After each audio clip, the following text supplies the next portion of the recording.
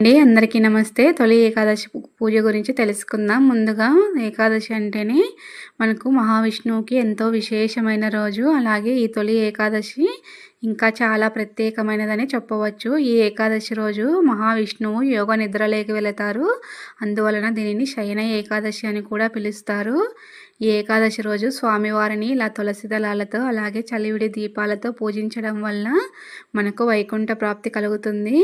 సర్వ పాపాలు పోయి అలాగే స్వామివారికి నైవేద్యంగా పేలాల పిండిని ప్రసాదంగా పెడతారు.